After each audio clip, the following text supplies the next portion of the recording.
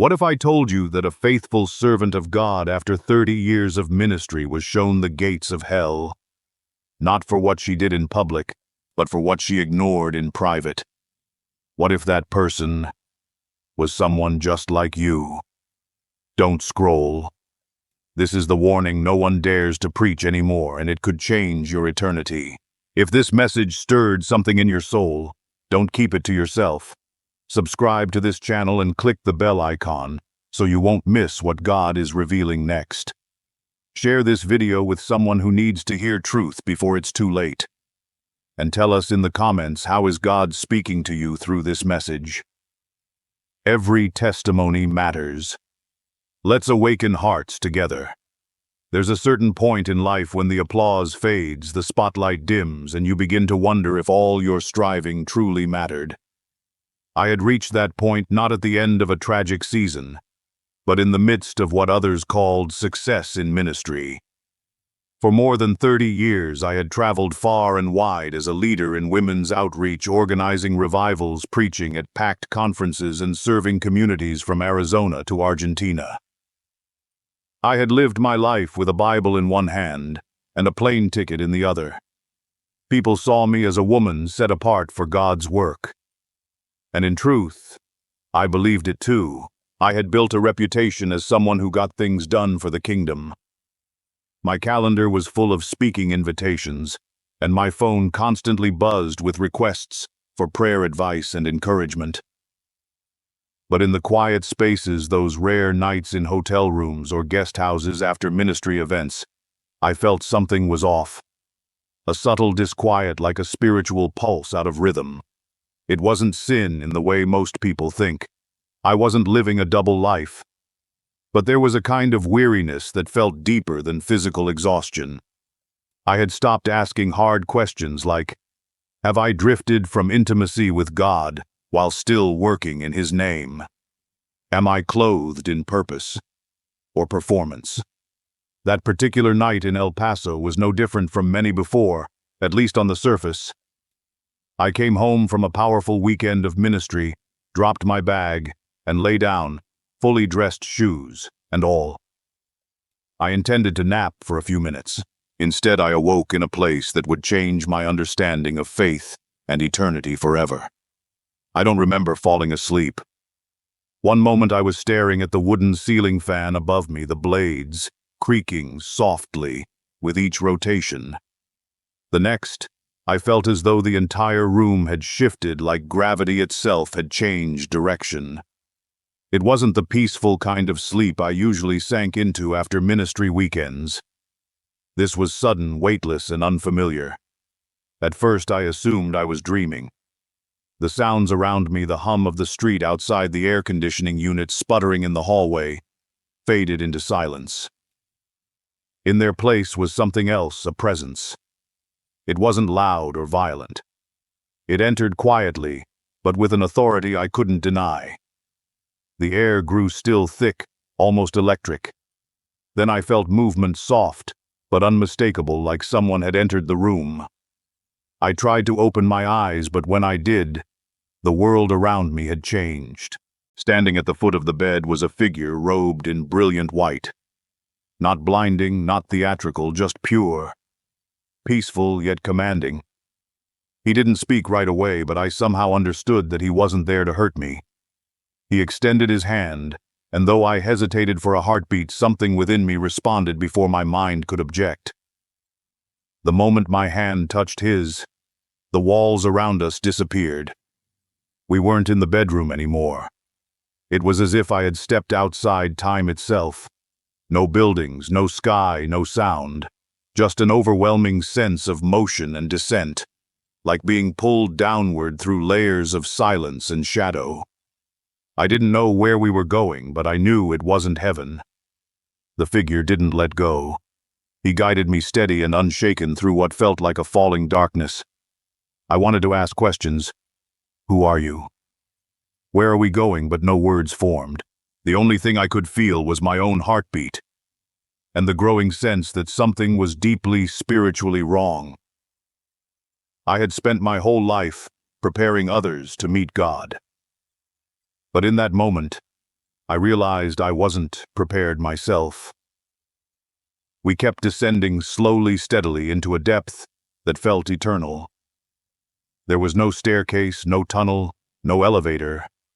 Just that same sense of motion, downward and heavy, as if the very soul was being pulled by a force older than time.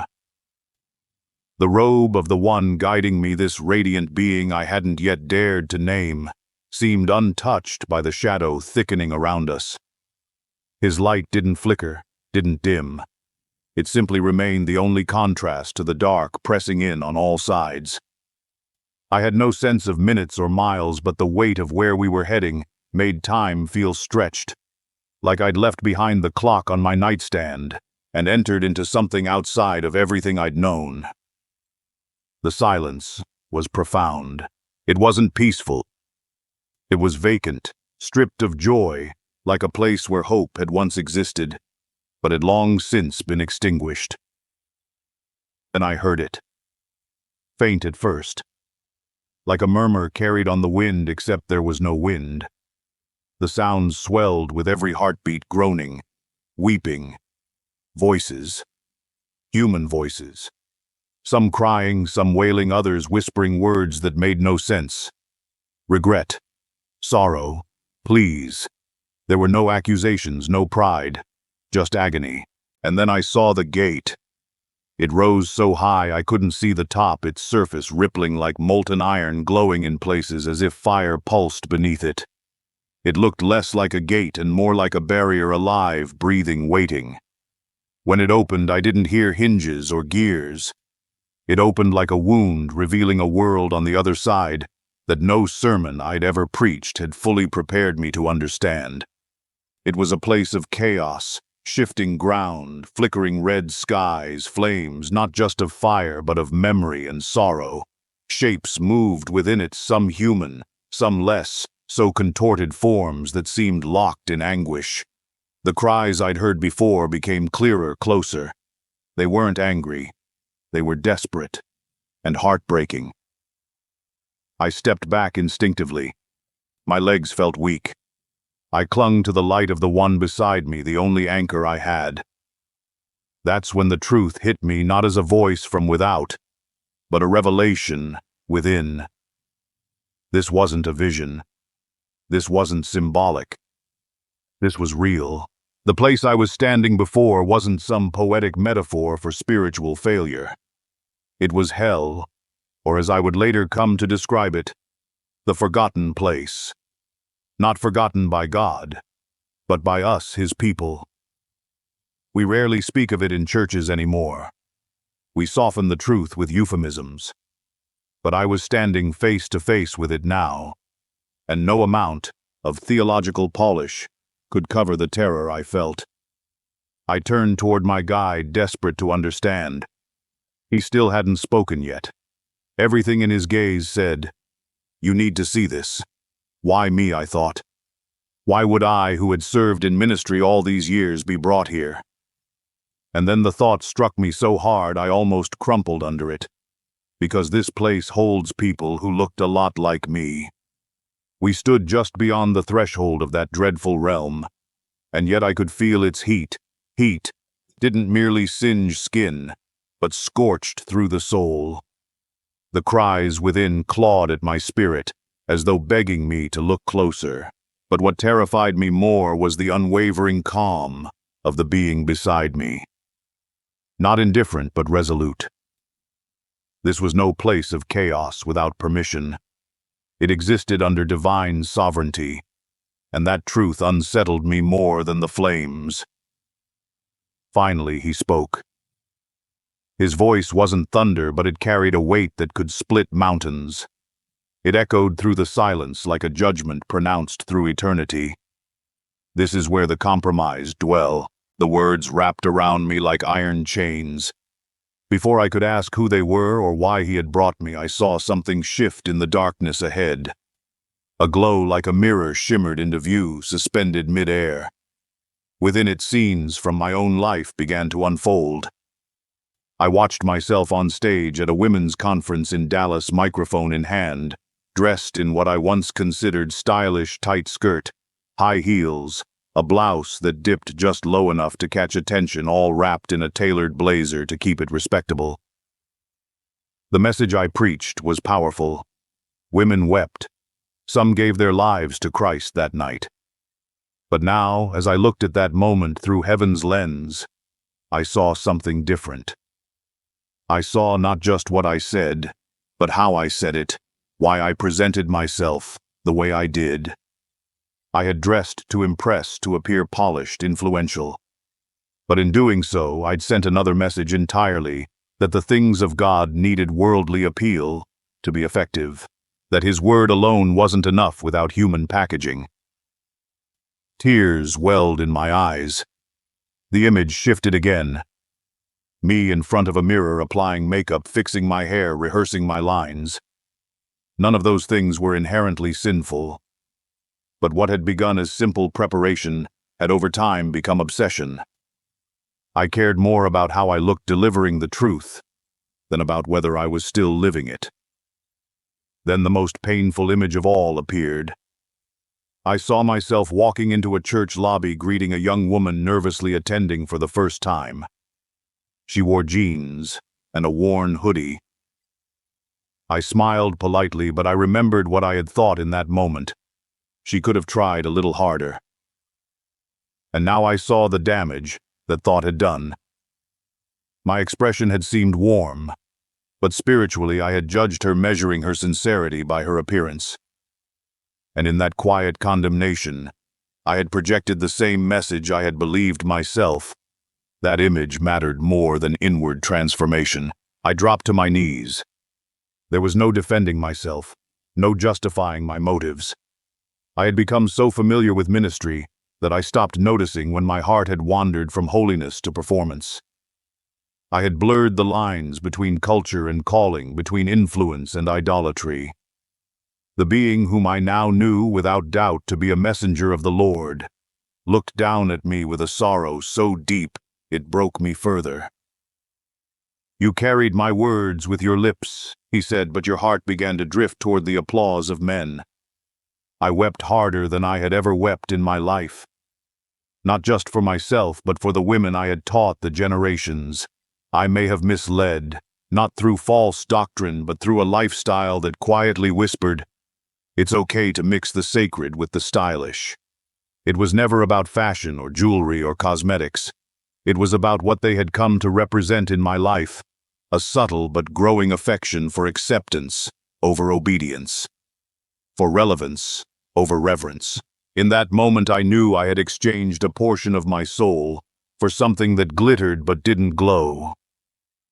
And now I stood before its consequence. "Lord," I cried out, not to the messenger, but to the one whose presence I felt pulsing through the air. "Please don't leave me here." I didn't know. I didn't see what I had become.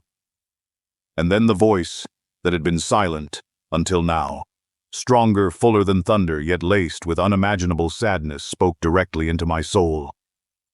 "Selena, you chose to be seen when I called you to be set apart." The words struck like lightning, exposing every hidden corner of my heart. Not to condemn, but to reveal.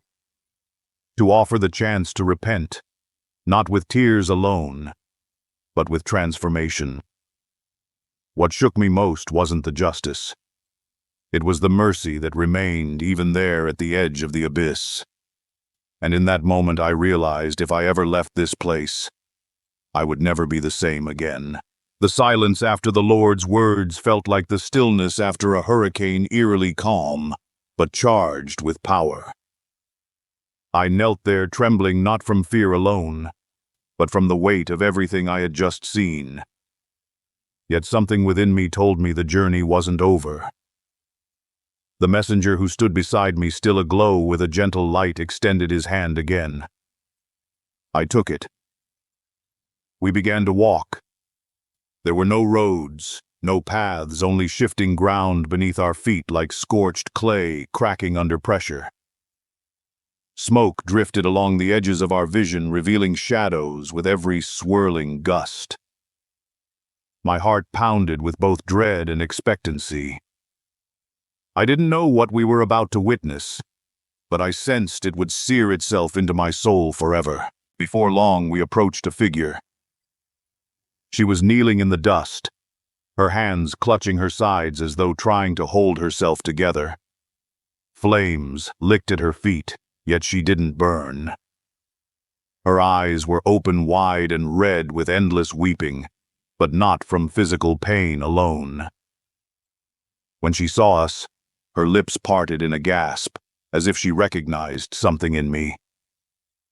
Maybe she did. Maybe we were once more alike than I'd ever admit. "Why are you here?" I asked, my voice quiet. She looked at me with sorrow that no human words could fully capture. "Because I couldn't let go," she whispered. She introduced herself as Lucinda, once a leader of worship well known in her community. She had started with a pure heart, she said, writing songs, singing not for attention, but to glorify God. But over time, compliments became addictive. Her music shifted, the lyrics softened, the skirts shortened. What began as ministry slowly morphed into performance. "I thought I could serve God and still look like the world," Lucinda said, her voice shaking. "I believed if I stayed relevant, more people would listen. I told myself that I was still worshiping, but really I was just building a platform with His name on it." Tears burned down my cheeks. I didn't need to judge her. Her own words did that. And more painfully, I saw pieces of myself in her confession. The messenger moved us forward, deeper still. We passed others. Each soul seemed locked in a loop, not bound by chains, but by memories. Some were curled on the ground, whispering verses they once preached. Others stared into the distance, mouthing silent sermons to congregations that no longer existed. We came upon a man. I recognized him instantly. His name was Pastor Gregory Trask. He'd once spoken at the same revival where I delivered the Saturday message. He had been magnetic, articulate, beloved. His church had grown from a small congregation in rural Kentucky to a multi-campus ministry that reached tens of thousands. But now, here his charisma had vanished. He sat on his knees, arms covering his ears, whispering, "I knew better. I knew better." "Gregory," I called softly. He looked up, his eyes widened. "You made it out?" he asked with cracked lips. I didn't know what to say. He leaned forward and said, almost pleading, "Tell them. Tell them not to bend the truth for approval." I started preaching messages that made people feel good. I stopped mentioning repentance. I wanted them to like me more than I wanted them to know God. The messenger placed his hand gently on my shoulder. "These are not here because they failed once," he said, "but because they refused to return when correction came. Their compromise became their comfort." We walked again, this time to a smaller space, almost like an enclave surrounded by smoke. The flames here were more subtle, but the sorrow was deeper. Inside was a young woman. She sat silently, her head bowed, her hands resting on her lap. Unlike the others, she didn't cry. Her stillness was its own kind of suffering. The messenger turned to me. "Speak to her." I knelt down. "What brought you here, child?" She didn't look up. Her voice was quiet but resolute. "Comparison." I waited. I was never enough, never pretty enough, never spiritual enough. I tried to change everything, my hair, my body, my tone, my smile, so I could be like the others. I spent more time editing my online image than praying, more time mimicking influencers than following Christ. I didn't want to be adored, she continued. I just didn't want to feel invisible. But somewhere in that pursuit, I lost who I was in Him. That word struck me, invisible. How many women had I unknowingly made feel that way? By the way I carried myself, by the image I upheld. The messenger's voice broke the stillness. "These are the unseen casualties. Not of sin alone, but of neglect. The overlooked, the silenced, the ones who never felt they were enough because those who should have seen them were too busy being seen. I couldn't breathe. So many faces, so many voices, so many versions of compromise. And they weren't atheists, they weren't God-haters. They were people who had once lifted holy hands, led worship, taught the word, encouraged the broken. They were people just like me. People who had started well, but somewhere along the way traded truth for applause, identity for appearance, holiness for relevance. We stood in the middle of that scorched valley, surrounded not by strangers, but by warnings. Warnings with eyes and voices and tears. Warnings with names. I felt the finality of it all, the ache of eternity, the echo of regret. But I also felt something else, faint but unmistakable, a flicker of hope, because I was still breathing, because I still had a voice, because I had seen what so many never got the chance to face, before it was too late. The valley faded into silence once more, as if even the flames were weary from all they had witnessed. I stood there, surrounded by echoes of souls who once knew the truth and now carried the unbearable burden of realizing how far they had strayed. My knees buckled beneath me. I fell to the ground, hands in the ash, sobbing not just from sorrow, but from understanding. I belonged here. Not because I had lived some scandalous life, not because I had denounced God or rejected the gospel, but because I had let compromise dress itself up as balance and performance disguise itself as ministry. Somewhere along the line, I began choosing acceptance over obedience, appearance over holiness. Lord, I cried out through choked tears. I see it now. I've preached you, but I didn't reflect you. I've spoken of holiness, but I walked in half-truths. Please, don't leave me here. Silence, then stillness, and then light. It radiated from above, brighter than anything I had seen since I arrived in this place. Not blinding, but undeniable. Like sunrise after decades of darkness. And from it came a voice, not the voice of the messenger, but the one whose presence I had felt all along. You are broken, but you are not lost. My heart stilled. The voice was filled with sorrow. Yes, but also power, mercy, and grace. Many are called, few are faithful. But today I give you a final mercy, not to escape, but to warn. I gasped. I wasn't being cast away, I was being sent. Return, he said, and tell them what you have seen, not with bitterness, but with burden, not with judgment, but with truth. For my people no longer fear compromise, and my house has grown comfortable in mixture, but I am a holy God, and I change not. I bowed low, trembling. Yes, Lord, whatever you ask. A warmth enveloped me. Not physical, but spiritual, like a weight had been lifted from my very soul. I sensed the valley receding, the cries fading, and my body being pulled upward, not by force, but by mercy. And as everything began to fade to light, I knew with unshakable certainty I would never be the same again. I awoke, gasping, my body drenched in sweat, my heart racing, my spirit shaken to the core. The room was dark, just as I had left it, the ceiling fan still circling lazily overhead. But I was not the same. Everything was quiet. No thunder, no voices, no visions. Just the steady hum of the air conditioning unit and the throb of reality pressing down on me. Had it been a dream, a vision, a moment between life and death?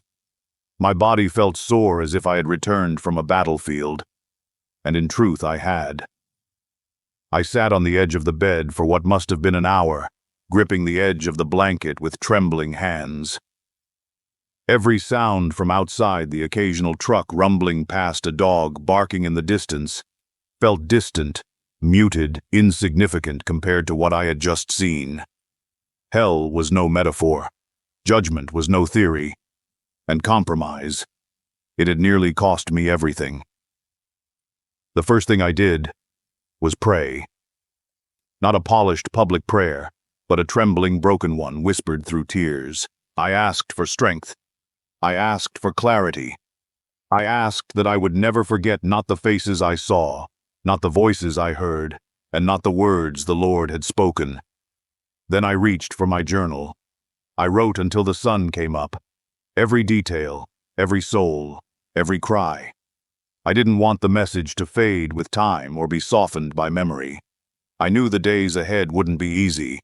I'd be questioned, criticized, maybe even dismissed. But that didn't matter.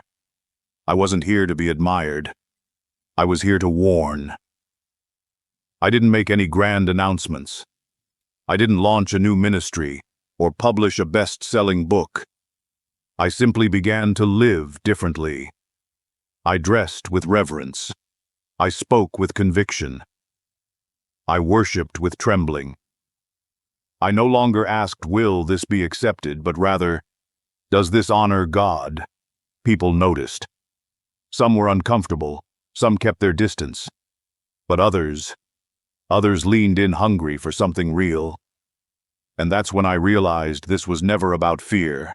It was always about truth. And the truth, no matter how costly, was worth everything. It's been years now since that night, though in some ways it feels like yesterday.